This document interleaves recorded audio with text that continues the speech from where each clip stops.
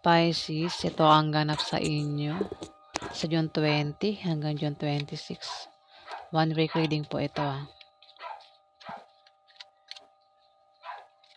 Bahala na kayo makaresonate o hindi. Maraming Pisces ang pinanganak sa mundo. General reading po ito. Ayan, simulan na po natin. Ano ang ganap sa mga Pisces sa June 20 hanggang June 26?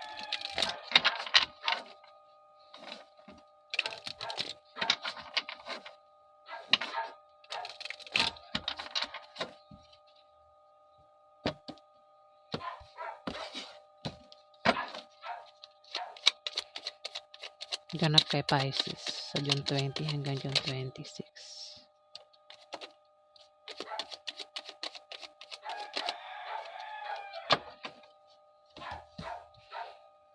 Oh, dalawa pala ito.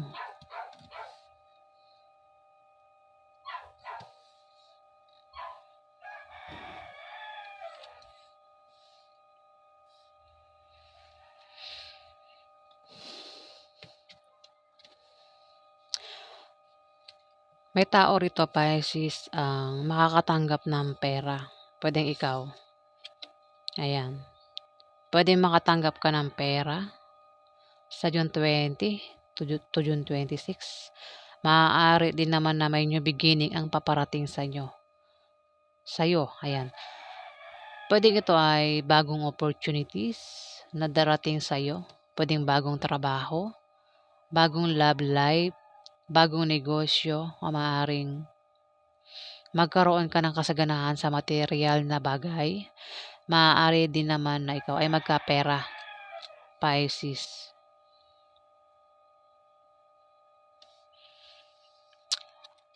Dito, the Fool. Meron kang binabalak gawin dito.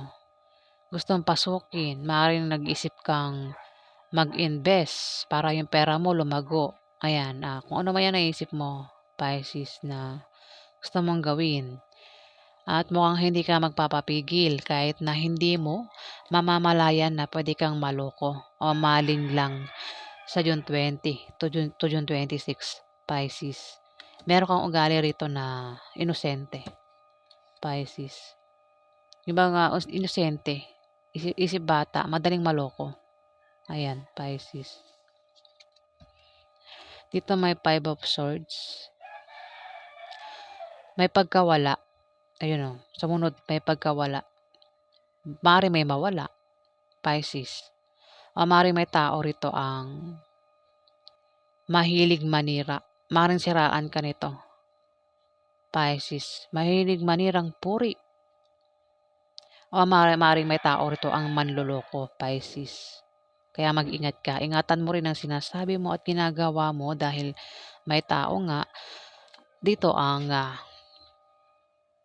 pwedeng manloko sa'yo at gumawa ng hindi maganda sa'yo. Pwedeng pagchismisan ka, siraan ka, Pisces. May ugali ka rito na inosente, isip bata. Ayan, madaling mauto. 'Di ba? Ang mga bata madaling maloko, madaling malinlang, madaling mauto. Dito Queen of Pentacles.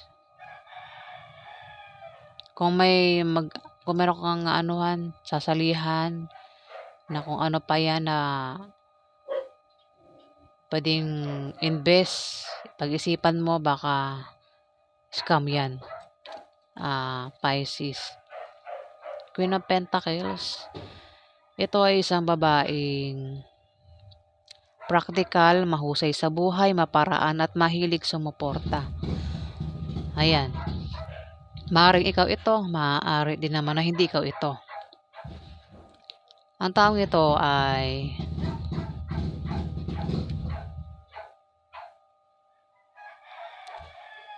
mahilig sumuporta, no? Ibig sabihin, maaaring makatanggap ka ng pera dito, Pisces.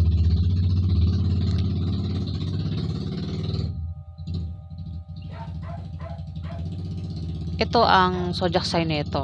Capricorn, Virgo, Taurus. Pentacles kasi ito eh.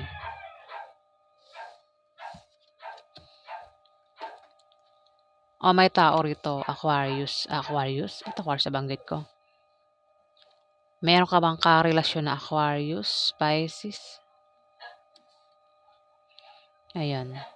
Pwedeng asawa yan ng Capricorn, Virgo o Taurus, o pwedeng yan ay anak mo, kapatid mo, kung sino pa yan, Pisces na. Aquarius na banggit ko eh. Baka related yan sa'yo, Pisces. Pwedeng ang manloko sa'yo, ang gumawa sa'yo ang pwedeng manira sa'yo. Kasi may tao rito ang manloloko at ang taong ito ay mahilig manira. Pwedeng ang gumawa niyan sa'yo ay isang Capricorn, Virgo, Taurus, Pisces. Queen, babae. Queen of Pentacles. Pero pwede mo i-reverse. Pwedeng ikaw yung gumawa niyan sa kanya. Pisces. Ayan, ni-reverse ko lang. Bahala ka na makaresonate o hindi. Maaari din na sa June 20 to June 26 ay magiging busy ka sa trabaho mo o sa negosyo mo o maaaring sa bahay mo, Pisces. Busy ka sa gawaing bahay. Ayan. Kita naman sa picture eh.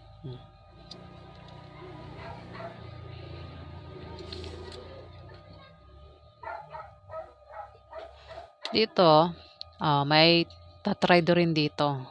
7 of Swords. Pwedeng ikaw o itong Capricorn, Virgo, Taurus na ito. 7 of Swords. Mag-ingat ka sa ibang tao na pwedeng trumaydor sa'yo.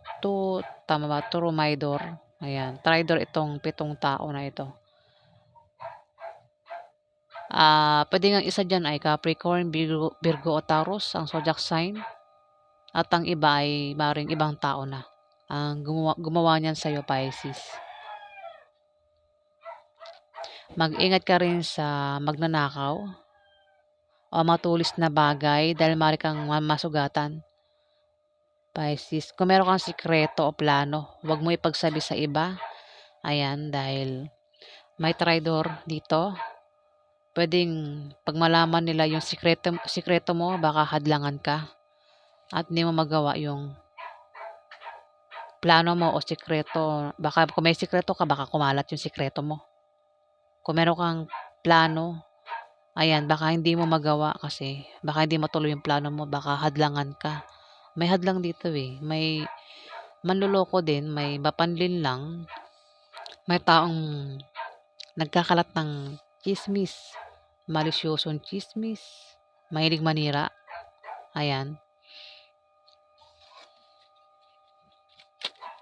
May Queen of Pentacles, Capricorn, Virgo, Taurus. Pwede rin naman na ikaw ang gumawa niyan sa kanya, Pisces.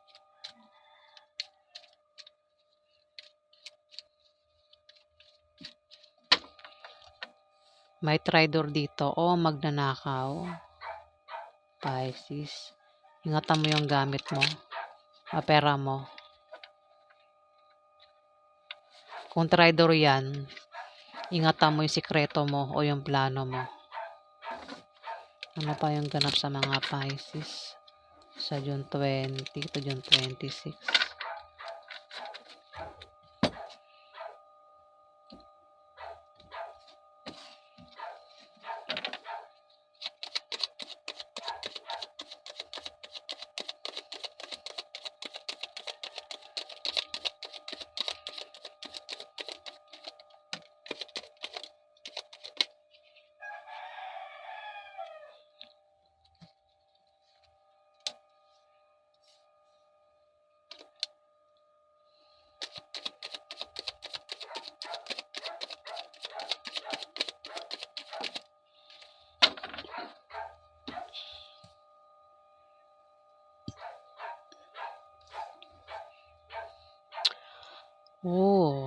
Yun na nga sinasabi ko eh. Mukhang hindi ikaw yung pwede rin oo, pwede rin. Pwedeng makatanggap ka nga ng pera sa June 20 to June 26. Pero kung makatanggap ka ng pera, tipirin mo kasi pag maubos yan, ganito yung kalalabasan mo. Ito, 5 of Pentacles. Nanlilimos na yung tao dito. Baka naman ganyan ka, Pisces, ano? Baka ganyan, Pisces, baka isa kang homeless at nanlilimos ka. Nasa ibang Pisces, At maaaring makatanggap ka nga ng pera sa June 20 to June 26. Maaari din naman ng iba sa inyo ay makatanggap talaga ng pera. Malaking pera ito. Pero kung makatanggap ka ng pera, tipirin mo. Huwag kang gastos ang gastos para hindi ka maubusan ng pera at hindi ka magmukhang kawawa. Ayan o. Yung bang mawalan ng pera. Pwede rin ang mawala sa'yo ay yung mga naipundar mo. Pisces, ingatan mo yung naipundar mo. Kung tao yan, pwedeng nawala dahil hindi mo iningatan. Pero mas malapit ito sa pera. Pera yan. Pisces. Ang pwedeng mawala sa'yo, maubusan ka ng pera. Kasi dahil sa kakagastos mo. Pisces, ayan. Pasensya na po kung nabubulol ako malit lang ang dila ko. Pati ipin ko maliit. Ang importante, naiintindihan nyo pa rin kahit bulol-bulol na. May temperance dito. Meron kang pinaplano. Planong gawin, gustong gawin. Pero wag mong madaliin, Pisces. By the full, pwede kang maloko.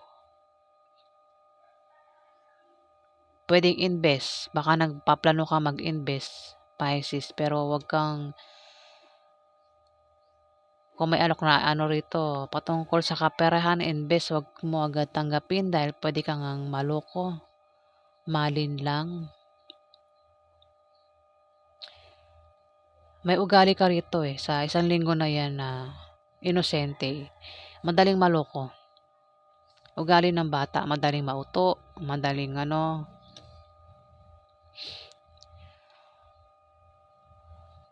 Kung may plano ka nga, pag-isipan mong mabuti, wag mong madaliin para hindi ka sumablay sa plano mo. Maaari din na meron kang babalansihin.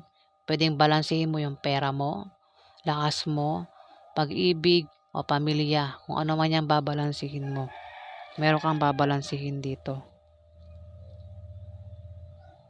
Kung maging busy ka sa trabaho mo, maglaan ka ng time para pahinga at makapag-isip ng mabuti, Pisces. Dito may strength. Ayan, kung meron tao rito ang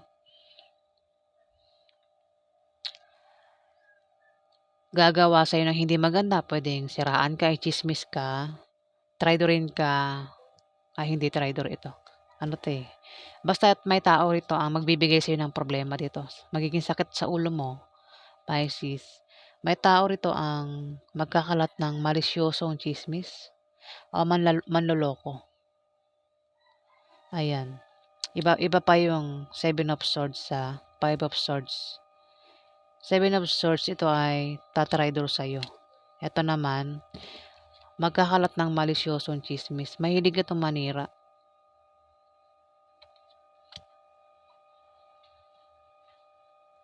O manloloko yan. Ayan. Pero may strength dito. Kumbaga, may tao rito pa ang tingin sa'yo, madali kang mauto, madali kang maloko, madali kang mahina ka. Ang tingin niya sa'yo, mahina ka. Yun lang ang akala niya. Strength, malakas ka, Pisces. Kumbaga, hindi niya alam na hindi ka basta-basta magpapauto sa kanya. Strength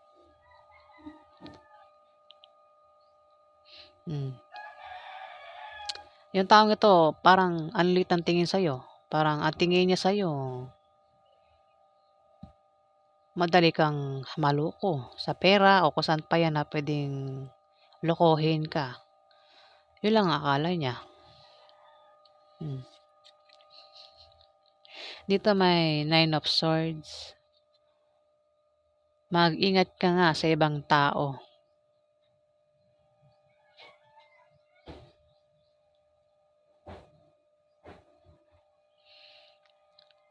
Hindi naman tutulog eh.